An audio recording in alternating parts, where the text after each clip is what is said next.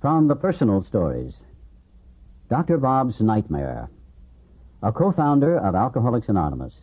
The birth of our society dates from his first day of permanent sobriety, June 10th, 1935.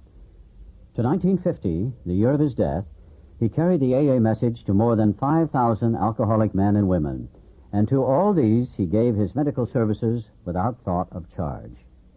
In this prodigy of service, he was well assisted by Sister Ignatia at St. Thomas Hospital in Akron, Ohio, one of the greatest friends our fellowship will ever know. I was born in a small New England village of about 7,000 souls. The general moral standard was, as I recall it, far above average. No beer or liquor was sold in the neighborhood, except at the state liquor agency, where perhaps one might procure a pint if he could convince the agent that he really needed it. Without this proof, the expectant purchaser would be forced to depart empty-handed with none of what I later came to believe was the great panacea for all human ills. Men who had liquor shipped in from Boston or New York by express were looked upon with great distrust and disfavor by most of the good townspeople. The town was well supplied with churches and schools in which I pursued my early educational activities. My father was a professional man of recognized ability, and both my father and mother were most active in church affairs. Both father and mother were considerably above the average in intelligence. Unfortunately for me, I was the only child, which perhaps engendered the selfishness which played such an important part in bringing on my alcoholism. From childhood through high school, I was more or less forced to go to church, Sunday school, and evening service, Monday night Christian Endeavor, and sometimes to Wednesday evening prayer meeting. This had the effect of making me resolve that when I was free from parental domination, I would never again darken the doors of a church. This resolution I kept steadfastly for the next 40 years, except when circumstances made it seem unwise to absent myself. After high school came 4 years in one of the best colleges in the country, where drinking seemed to be a major extracurricular activity. Almost everyone seemed to do it. I did it more and more, and had lots of fun without much grief, either physical or financial. I seemed to be able to snap back the next morning better than most of my fellow drinkers, who were cursed, or perhaps blessed, with a great deal of morning-after nausea. Never once in my life have I had a headache, which fact leads me to believe that I was an alcoholic almost from the start. My whole life seemed to be centered around doing what I wanted to do, without regard for the rights, wishes, or privileges of anyone else, a state of mind which became more and more predominant as the years passed. I was graduated summa cum laude in the eyes of the drinking fraternity, but not in the eyes of the dean. The next 3 years I spent in Boston, Chicago, and Montreal in the employ of a large manufacturing concern, selling railway supplies, gas engines of all sorts, and many other items of heavy hardware. During these years I drank as much as my purse permitted, still without paying too great a penalty, although I was beginning to have morning jitters at times. I lost only a half-day's work during these 3 years. My next move was to take up the study of medicine, entering one of the largest universities in the country. There I took up the business of drinking with much greater earnestness than I had previously shown. On account of my enormous capacity for beer, I was elected to membership in one of the drinking societies, and soon became one of the leading spirits. Many mornings I have gone to classes, and even though fully prepared, would turn and walk back to the fraternity house because of my jitters, not daring to enter the classroom for fear of making a scene should I be called on for recitation. This went from bad to worse until sophomore spring, when, after a prolonged period of drinking, I made up my mind that I could not complete my course. So I packed my grip and went south to spend a month on a large farm owned by a friend of mine. When I got the fog out of my brain, I decided that quitting school was very foolish and that I had better return and continue my work. When I reached school, I discovered the faculty had other ideas on the subject. After much argument, they allowed me to return and take my exams, all of which I passed creditably. But they were much disgusted and told me they would attempt to struggle along without my presence.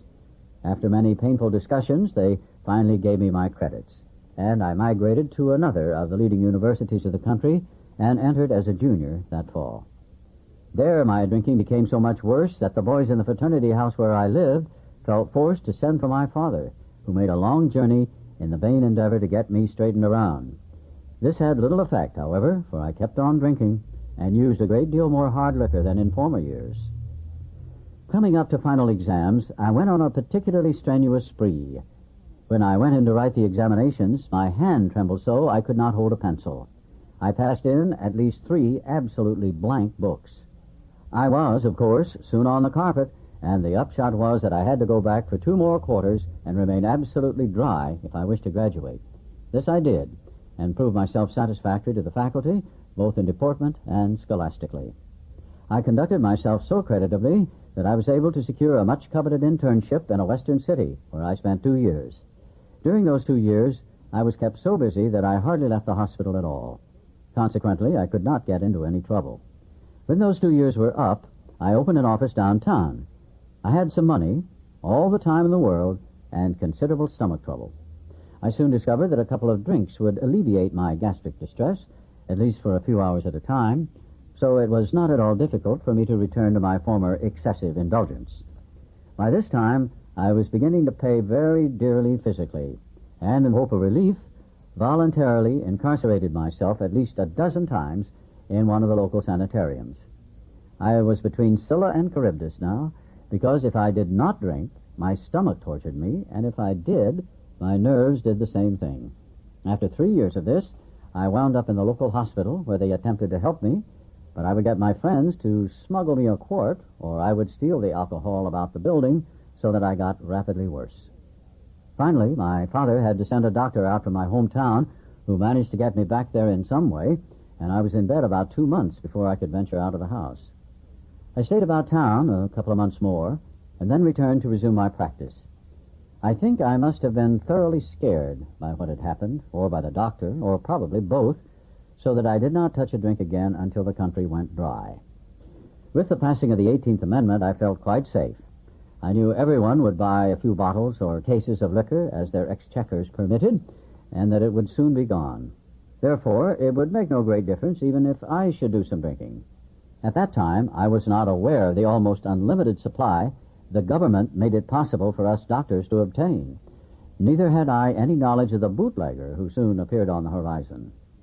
I drank with moderation at first, but it took me only a relatively short time to drift back into the old habits which had wound up so disastrously before.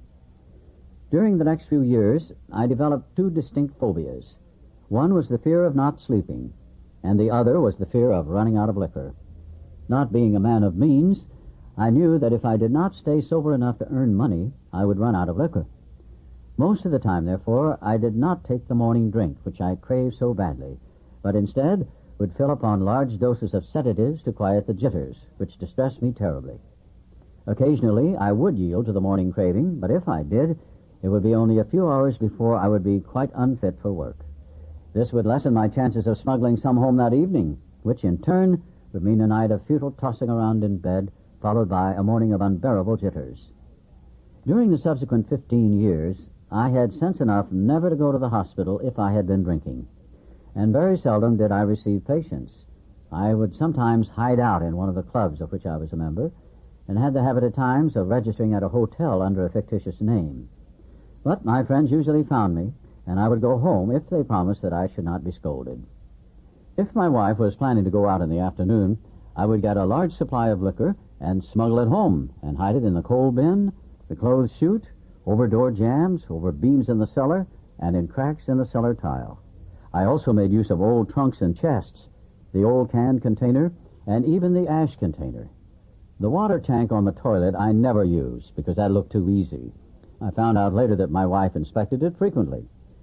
I used to put 8 or 12-ounce bottles of alcohol in a fur-lined glove and toss it onto the back airing porch when winter days got dark enough. My bootlegger had hidden alcohol at the back steps where I could get it at my convenience. Sometimes I would bring it in my pockets, but they were inspected, and that became too risky.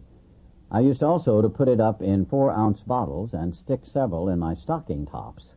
This worked nicely until my wife and I went to see Wallace Beery and Tugboat Annie, after which the pant leg and stocking racket were out. I will not take space to relate all my hospitals or sanitarium experiences. During all this time, we became more or less ostracized by our friends. We could not be invited out because I would surely get tight and my wife dared not invite people in for the same reason. My phobia for sleeplessness demanded that I get drunk every night, but in order to get more liquor for the next night, I had to stay sober during the day, at least up to 4 o'clock. This routine went on with few interruptions for 17 years. It was really a horrible nightmare, this earning money, getting liquor, smuggling at home, getting drunk, morning jitters, taking large doses of sedatives to make it possible for me to earn more money, and so on ad nauseum. I used to promise my wife, my friends, and my children that I would drink no more. Promises which seldom kept me sober even through the day, though I was very sincere when I made them. For the benefit of those experimentally inclined, I should mention the so-called beer experiment. When beer first came back, I thought that I was safe. I could drink all I wanted of that. It was harmless. Nobody ever got drunk on beer. So I filled the cellar full, with the permission of my good wife. It was not long before I was drinking at least a case and a half a day. I put on 30 pounds of weight in about 2 months, looked like a pig, and was uncomfortable from shortness of breath. It then occurred to me that after one was all smelled up with beer, nobody could tell what had been drunk. So I began to fortify my beer with straight alcohol. Of course, the result was very bad, and that ended the beer experiment. About the time of the beer experiment, I was thrown in with a crowd of people who attracted me because of their seeming poise, health, and happiness. They spoke with great freedom from embarrassment, which I could never do, and they seemed very much at ease on all occasions and appeared very healthy. More than these attributes, they seemed to be happy. I was self-conscious and ill at ease most of the time. My health was at the breaking point, and I was thoroughly miserable. I sensed they had something I did not have, from which I might readily profit. I learned that it was something of a spiritual nature, which did not appeal to me very much, but I thought it could do no harm. I gave the matter much time and study for the next 2.5 years, but still got tight every night, nevertheless. I read everything I could find, and talked to everyone who I thought knew anything about it. My wife became deeply interested, and it was her interest that sustained mine, though I at no time sensed that it might be an answer to my liquor problem. How my wife kept her faith and courage during all those years, I'll never know. But she did. If she had not, I know I would have been dead a long time ago. For some reason, we alcoholics seem to have the gift of picking out the world's finest women. Why they should be subjected to the tortures we inflict upon them, I cannot explain. About this time, a lady called up my wife one Saturday afternoon, saying she wanted me to come over that evening to meet a friend of hers who might help me. It was the day before Mother's Day, and I had come home plastered, carrying a big potted plant, which I set down on the table, and forthwith went upstairs and passed out. The next day she called again. Wishing to be polite, though I felt very badly, I said, "Let's make the call," and extracted from my wife a promise that we would not stay over 15 minutes. We entered her house at exactly 5 o'clock, and it was 11:15 when we left. I had a couple of shorter talks with this man afterward, and stopped drinking abruptly. This dry spell lasted for about 3 weeks. Then I went to Atlantic City to attend several days' meeting of a national society of which I was a member. I drank all the scotch they had on the train and bought several quarts on my way to the hotel. This was on Sunday. I got tight that night, stayed sober Monday till after the dinner, and then proceeded to get tight again. I drank all I dared in the bar and then went to my room to finish the job. Tuesday, I started in the morning, getting well organized by noon. I did not want to disgrace myself, so I then checked out. I bought some more liquor on the way to the depot. I had to wait some time for the train. I remember nothing from then on until I woke up at a friend's house in a town near home. These good people notified my wife, who sent my newly made friend over to get me. He came and got me home and to bed, gave me a few drinks that night, and 1 bottle of beer the next morning.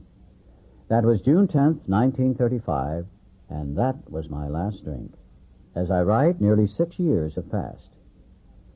The question which might naturally come into your mind would be, what did the man do or say that was different from what others had done or said? It must be remembered that I had read a great deal and talked to everyone who knew or thought they knew anything about the subject of alcoholism. But this was a man who had experienced many years of frightful drinking, who had had most all the drunkard's experiences known to man, but who had been cured by the very means I had been trying to employ, that is to say, the spiritual approach. He gave me information about the subject of alcoholism which was undoubtedly helpful. Of far more importance was the fact that he was the first living human with whom I had ever talked who knew what he was talking about in regard to alcoholism from actual experience. In other words, he talked my language. He knew all the answers, and certainly not because he had picked them up in his reading. It is a most wonderful blessing to be relieved of the terrible curse with which I was afflicted. My health is good, and I have regained my self-respect and the respect of my colleagues. My home life is ideal, and my business is as good as can be expected in these uncertain times. I spend a great deal of time passing on what I learned to others who want and need it badly. I do it for 4 reasons. 1, sense of duty. 2, it is a pleasure. 3, because in so doing I am paying my debt to the man who took time to pass it on to me. 4, because every time I do it, I take out a little more insurance for myself against a possible slip. Unlike most of our crowd, I did not get over my craving for liquor much during the first 2½ years of abstinence. It was almost always with me, but at no time have I been anywhere near yielding. I used to get terribly upset when I saw my friends drink and knew I could not, but I schooled myself to believe that, though I once had the same privilege, I had abused it so frightfully that it was withdrawn.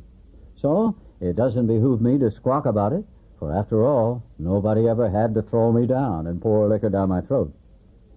If you think you are an atheist, an agnostic, a skeptic, or have any form of intellectual pride which keeps you from accepting what is in this book, I feel sorry for you. If you still think you are strong enough to beat the game alone, that is your affair. But if you really and truly want to quit drinking liquor for good and all, and sincerely feel that you must have some help, we know that we have an answer for you. It never fails if you go about it with 1/2 the zeal you've been in the habit of showing when you were getting another drink. Your Heavenly Father will never let you down.